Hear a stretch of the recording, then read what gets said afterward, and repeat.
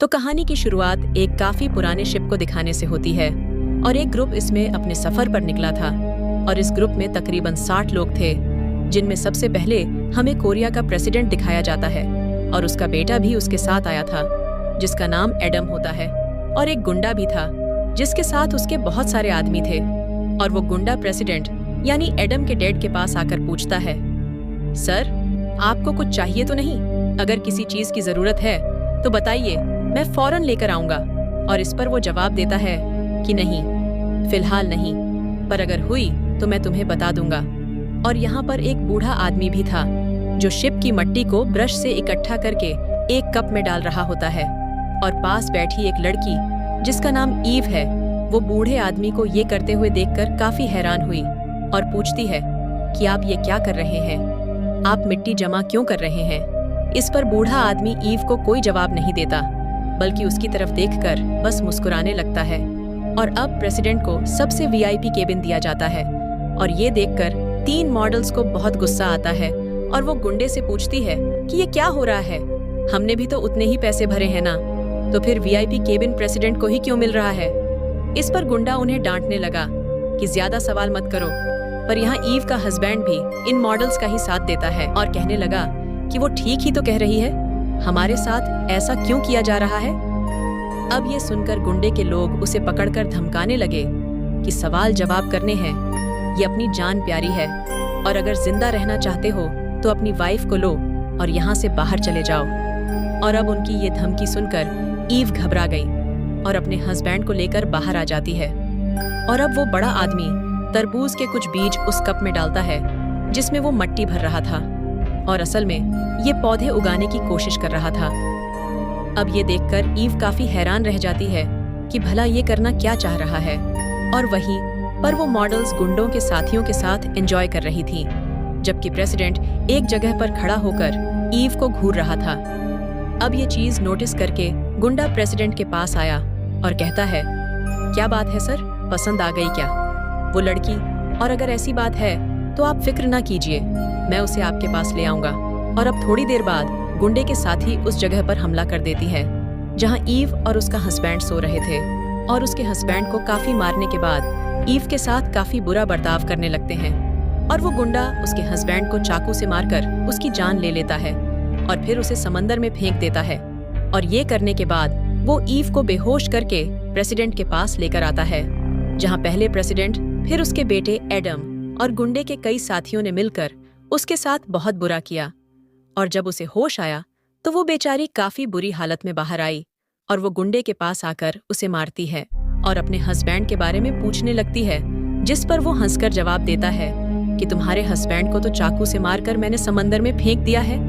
और उसकी इन फजूल बातों पर ईव को यकीन नहीं आ रहा था, इसीलिए वो आगे बढ़ी और जब अपने कमरे के पास आती है तो उसे बाहर अपने हस्बैंड का जूता पड़ा हुआ देखता है, जिसके पास बहुत सारा खून भी पड़ा हुआ था। ये देखकर ईव काफी टूट गई और वो रोने लगती है। और अब वो भी पानी में कूदने ही वाली थी, पर तभी वो बूढ़ा आदमी आकर उसे रोक लेता है और वो ईव की जान बचा लेता है। और अब हमें पूरे शिप का हाल दिखाया जाता है, जहां सारे मुसाफिर और बाकी लोग शराब पीकर सो रहे थे। और जब ये अगली सुबह उठे तो ये देखकर इनके होश उड़ जाते हैं कि इनकी शिप पानी में नहीं चल रही है, बल्कि हवा में काफी ऊपर उड़ रही है। और ये सारा नजारा वहां पर खड़ा हुआ वो बूढ़ा आदमी भी देख रहा था। वो हैरान नहीं था और इसी वजह से ईव को उस पर शक हुआ, जैसे ये सब जानता हो। इसीलिए वो उस पर नजर रखने लगी और उसका पीछा करती है। और हम देखते हैं कि जो बीज बूढ़े आदमी ने डाले थे, वहां से अब छोटे छोटे पौधे निकल आए हैं, और जो 2 अंडे मशीन में रखे थे उनमें से भी चिकन निकल गई। अब प्रेसिडेंट कैप्टन की केबिन में जाकर उससे पूछता है कि ये शिव हवा में कैसी आई और अब हम कहाँ जा रहे हैं। और वो कैप्टन, जो खुद भी काफी घबराया हुआ था, वो कहता है, मैं खुद नहीं जानता कि ये क्या हो रहा है और रडार भी काम नहीं कर रहा है, जो मैं आपको बता सकूं कि इस वक्त हम कहाँ हैं और कहाँ जा रहे हैं। और ऊपर से खाना भी हमारे पास कम है, जो 3-4 दिन के बाद खत्म हो जाएगा। अब ये सुनकर सारे मुसाफिर काफी घबरा गए और उस केबिन का दरवाजा तोड़ने लगते हैं जहां खाना रखा हुआ था। पर तब प्रेसिडेंट सबको रिलैक्स करते हुए कहते हैं कि प्लीज शांत हो जाओ, सबको ही बराबर खाना दिया जाएगा। पर कोई भी सुनने को तैयार ही नहीं था। इसलिए गुंडा यहाँ अपनी ताकत का इस्तेमाल करता है और वो गन पॉइंट पर सबको चुप करवाता है और अब प्रेसिडेंट कैप्टन को कहता है कि इनमें से किसी को खाना दो या ना दो, लेकिन मुझे और मेरे बेटे को जरूर मिलना चाहिए और वो भी टाइम पर। और अब ये बात कैप्टन को पसंद नहीं आती, इसीलिए वो उनकी कोई भी बात मानने से इनकार कर देता है। लेकिन गुंडा उसे भी गन दिखाकर धमकाने लगाता है और अब ये बात कैप्टन से बर्दाश्त नहीं हुई, इसीलिए वो अपने शिप के लोगों से मीटिंग करता है और उनसे कहने लगा कि ये प्रेसिडेंट तो बहुत ही लालची इंसान है और ऊपर से इसने अपने साथ वो गुंडा रखा हुआ है और अब अगर हमें उनका मुकाबला करना है और उन्हें रोकना है तो हमारे पास भी हथियार होने चाहिए। अब जैसा कि हम जानते हैं कि ये शिप दूसरी जंग की है, तो हो सकता है इसमें हमें हथियार भी मिल जाए।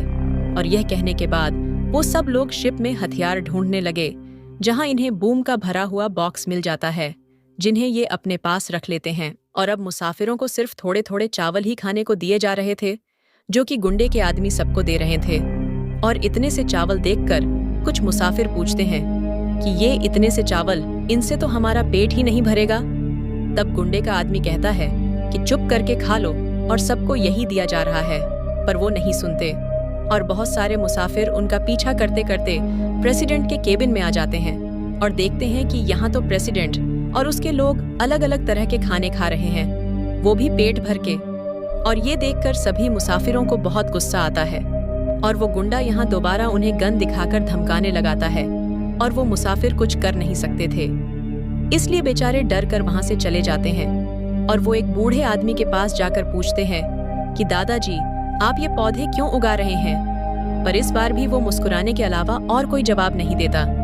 अब प्रेसिडेंट दोबारा कैप्टन से पूछता है कि ये शिप कहाँ जा रही है। इस पर कैप्टन जवाब देता है कि मुझे नहीं पता। और ये सुनकर प्रेसिडेंट को इतना गुस्सा आया कि वो उसके मुंह पर जोरदार थप्पड़ मार देता है। और अब ईव प्रेसिडेंट के पास जाती है और उसे खूब बातें सुनाती है।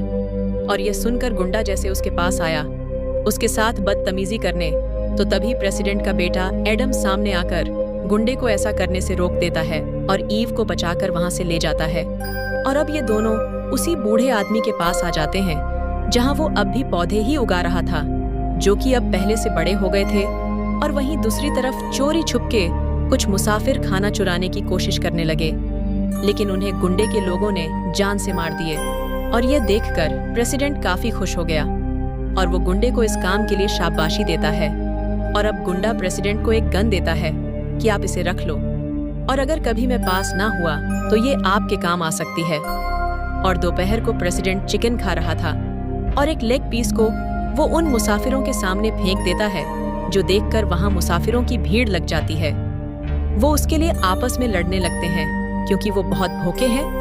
और ये देखकर एडम को अपने डैड प्रेसिडेंट पर बहुत गुस्सा आता है, इसीलिए वो उन्हें डांटने लगाता है कि डैड, आप कितने लालची और जालिम इंसान हैं, इन लोगों के साथ आखिर ऐसा स्लो क्यों कर रहे हैं। इससे पर वो जवाब देता है कि बेटा, अगर हमें जिंदा रहना है तो इन सब को मरना होगा, और तुम बस इसको ड्रामा या फिल्म का सीन समझो और एंजॉय करो।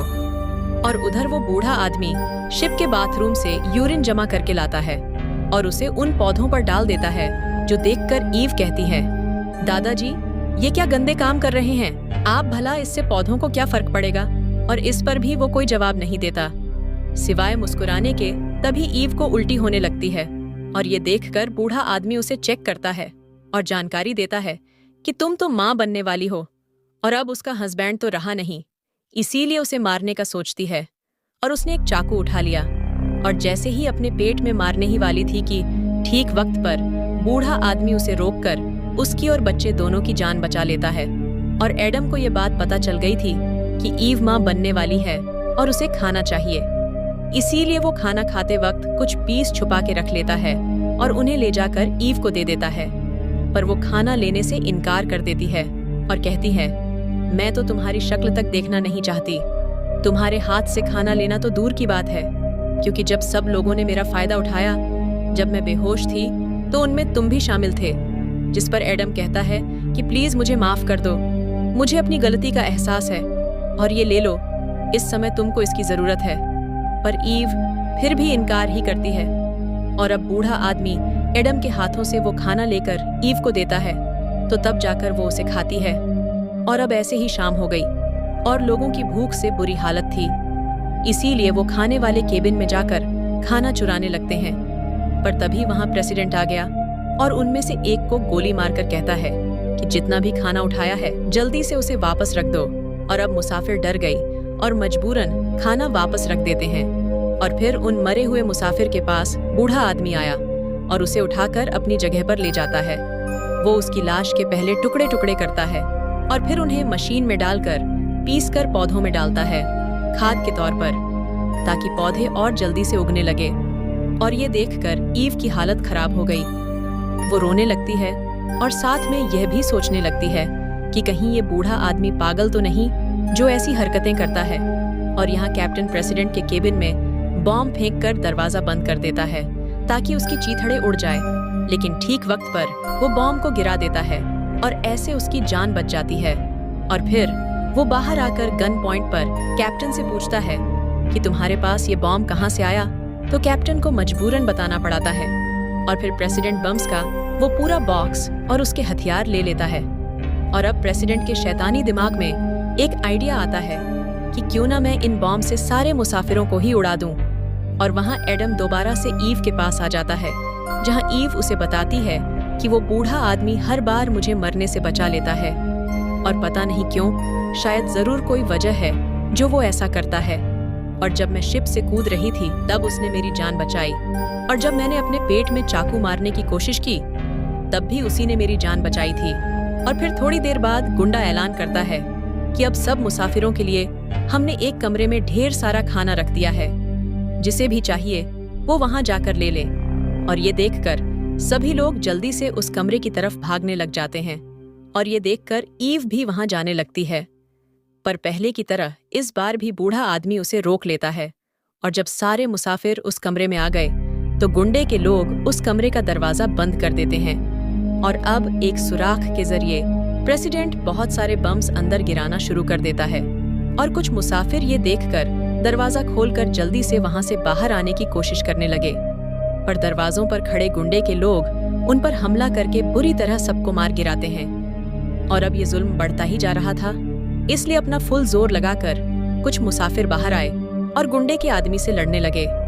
और इस तरह वहां जंग का माहौल बन गया और सब एक दूसरे के खून के प्यासे बन गए। और कुछ ही देर में पूरा शिप खून से लथपथ हो जाता है और कुछ लोग बम से मारे जाते हैं, तो कुछ ऐसे आपस में लड़कर अपनी जान से हाथ धो बैठते हैं। और अब यहाँ सिर्फ कुछ ही लोग जिंदा बचे थे। और अब प्रेसिडेंट गन पॉइंट पर सबसे पूछता है कि कैप्टन कहाँ है, जल्दी ढूंढो उसे, वो कहाँ गया। जबकि कैप्टन तो सारे खाने पर पेट्रोल डालकर उसे आग लगा रहा था, क्योंकि इस खाने की वजह से ही ये सब हुआ। और अब अगर मरेंगे तो सब मिलकर मरेंगे। और तभी यहाँ एक गुंडा आ गया, वो कैप्टन को शूट करके उसे मार देता है और फिर जला हुआ खाना ही खाने लगा, लेकिन फिर थूक देता है क्योंकि ये उससे खाया ही नहीं जा रहा था। और बूढ़ा आदमी इन लाशों को अपने लिए इस्तेमाल करने का सोचता है। वो बारी बारी सबके टुकड़े करता है और ईव को भी चाकू देता है ऐसा करने के लिए। और पहले पहले तो उसने मना कर दिया, लेकिन फिर रोती हुई उसने चाकू पकड़ ही लिया और अब वो भी लाशों के टुकड़े करने लगती है। और वो बूढ़ा आदमी सब लाशों को बारीक पीसकर पौधों में डालने की खाद बनाता है। और जो लाशें बच गई थीं, उनका भी इंतजाम उसने कर लिया था। वो लाशों के कटे हुए हिस्सों में कुछ बीज डालकर उनमें मिट्टी भरता है, क्योंकि उसे उम्मीद थी कि ऐसे करने से ये बीज पौधे बन जाएंगे। और ईव नहीं जानती थी कि वो ये सब कुछ क्यों कर रहा है, लेकिन फिर भी उसकी मदद करती रहती है और पौधे भी लगाती है। और अब एडम को काफी गुस्सा था। वो अपनी डैड को डांटता है कि देख लिया आपने अपने स्टूपिड से प्लान का नतीजा, जो लालच की वजह से आपने बनाया था। सब मारे गए और खाना भी जलकर राख हो गया। और जिस खाने के लिए ये सब किया, और अब खाना कहाँ से लाओगे और क्या खाओगे।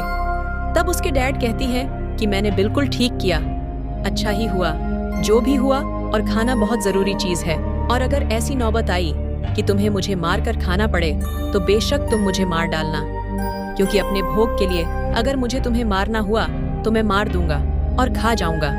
और फिर ऐसे ही दिन गुजरते गए और हम देखते हैं कि बूढ़े आदमी ने जो बीज इंसान के जिस्म पे लगाए थे, वहां से पौधे उग रहे हैं। और जो 2 चिकन थे वो भी बड़े होकर अब मुर्गा और मुर्गी बन गए हैं। और उन्हें देखकर ईव बूढ़े आदमी से कहती है कि दादाजी, क्यों ना हम इन मुर्गियों को ही खा लें। और वो बूढ़ा आदमी जो इतनी देर से बोला नहीं था, अब बोल पड़ता है और वो कहने लगा कि बेटा, अगर हमने ये मुर्गियां खा ली तो इनके बाद क्या खाएंगे, और हमें भी सिर्फ अंडे ही खाने हैं, ताकि मुर्गियां जिंदा रहकर और अंडे देती रहें, और ऐसे हमारे पास खाने की चीज भी होगी, और मुर्गियां बड़ी होकर और अंडे देती रहेंगी, और फिर हमारे पास कई सारी मुर्गियां हो जाएंगी। तब फिर हम इन मुर्गियों को खा सकते हैं। अब ईव को जिंदा देखकर गुंडा उसे मारने आता है, पर तब एडम उसे रोककर कहता है कि इसे मारने से पहले तुम्हें मुझे मारना होगा। और अब वो यहाँ एडम को मारने पर उतर आया, लेकिन ठीक वक्त पर यहाँ प्रेसिडेंट आकर गुंडे को गोली मार देता है, और वो मरा नहीं क्योंकि गोली उसकी बाजू पर लगी थी। तो अब उसे मारने के लिए प्रेसिडेंट ने जैसे गोली चलाई तो गन खाली हो चुकी थी, और गुंडा अपनी गन से प्रेसिडेंट को शूट कर देता है, और गोली उसके सीने पर लगी और वो गिर गया, और मौके भरी उसकी मौत हो गई। और अब यह देखकर एडम काफी घबरा गया। उसे ईव की फिक्र होने लगी, इसलिए वो उसका हाथ पकड़कर उसे लेकर वहां से भाग जाता है, और गुंडा भी उनका पीछा करने लगा। और अब बूढ़ा आदमी प्रेसिडेंट की लाश के पास आता है और उसकी गोली वाली जगह पर बीज और मिट्टी डाल देता है। और उस गुंडे ने आखिरकार ईव और एडम को ढूंढ लिया था, और इस बार एडम उससे लड़ता है। और गुंडा जब उसे मार रहा था तो मौका पाकर ईव ने उसकी गन निकाली। उसने पहले उसके सीने पर शूट किया और फिर सर पर, जिसे गुंडा वहीं पर मरा जाता है, और फिर गोली वाली जगह पर एक मिट्टी डाल देती है, जो चीज उस बूढ़े आदमी से सीखाई थी। और कुछ दिन के बाद दिखाया गया कि लाशों में से और पौधे आने लगे हैं जो काफी बड़े हो गए हैं। और एडम बूढ़े आदमी को कहता है कि मुझे बहुत भूख लगी है, प्लीज वो मुर्गियां मुझे दे दो ताकि मैं उन्हें खा सकूं। और अब यहाँ बूढ़ा आदमी उसे मुर्गी तो नहीं देता, बल्कि कोई और मांस का टुकड़ा उसे खाने को देता है, ताकि वो अपनी भूख मिटा सके। और अगले दिन एडम ने दोबारा खाना मांगा, तो इस बार भी बूढ़ा आदमी उसे मांस का टुकड़ा खाने को देता है। और ये देखकर ईव काफी हैरान हुई। उसे कुछ समझ नहीं आ रहा था कि बूढ़े आदमी को मांस के टुकड़े मिल कहाँ से रहे हैं, क्योंकि सारे लोग तो पौधे बन गए हैं। और जब उसने ये बात उस बूढ़े आदमी से पूछी तो इस बार भी उसने जवाब सिर्फ मुस्कुराहट ही दी। पर यहाँ ये बात सामने आती है कि जब भी एडम खाना मांगता है तो बूढ़ा आदमी उसे खुद अपना ही मांस काट कर देता है। और फिर ऐसे एक दिन बूढ़े आदमी को एक आइडिया आता है, और उसने अपने जिस्म का सारा ही मांस काट कर एक बाल्टी में डाल दिया, जितना वो काट सकता था। और ऐसे ही जख्मी हालत में, खून में लथपथ, वो समंदर में कूद जाता है, और यहाँ उसका भी खेल खत्म। और हालांकि वो बेचारा सबकी भलाई चाहता था। और ये बात जब ईव को पता चली तो उसे काफी दुख हुआ, और वो सोच में पड़ जाती है कि आखिर बूढ़े आदमी ने ऐसा क्यों किया। और अभी तो कुछ दिन बूढ़े आदमी का मांस खाकर ये दिन गुजार लेते हैं, लेकिन एक दिन जब वो भी खत्म हो गया तो एडम एक मुर्गी को काटने जाता है। पर ईव उसे ये कहकर मना कर देती है कि तुम बेशक मेरे जिस्म का कोई भी हिस्सा काट कर खा लो, लेकिन इन मुर्गियों को मत काटो। इन्हें दादाजी ने इतनी मेहनत से पालकर बड़ा किया है। लेकिन एडम उसकी बात नहीं मानता और मुर्गी को काटने जाता है। पर इससे पहले वो ऐसा करता, ईव कुल्हाड़ी लेकर उसके पीछे आई और उसने कुल्हाड़ी उसकी कमर में दे मारी और उसकी हालत बहुत खराब हो गई। और ऐसे एडम की भी मौत हो जाती है। असल में यहाँ ईव जान गई थी कि इन मुर्गियों को ही बचाने के लिए बूढ़े आदमी ने खुद को कुर्बान कर दिया, अपने जिस्म के टुकड़े कर दिए। मतलब ये मुर्गियां उन्हें इतनी जरूरी थीं। इसलिए यहाँ ईव को भी लगा कि एडम से जरूरी यहाँ और मुर्गियों की जान बचाना है, तो उसे ये कदम उठाना पड़ा। और फिर वो एक जगह बैठकर एडम का मांस खा रही होती है। और अब वो इस पूरे शिप में बिल्कुल अकेली थी। और ऐसे कुछ दिन और गुजर गई, और अब वो बीज जो आलू और तरबूज के बूढ़े आदमी ने उगाए थे, वहाँ अब तरबूज और आलू और गाय थे।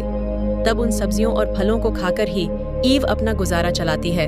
और मुर्गियां भी बड़ी हो गईं और अंडे भी देती हैं। अब देखते ही देखते ईव अपने बच्चे को पैदा कर लेती है और उसे भी इसी शिप में रखकर पालने लगती है।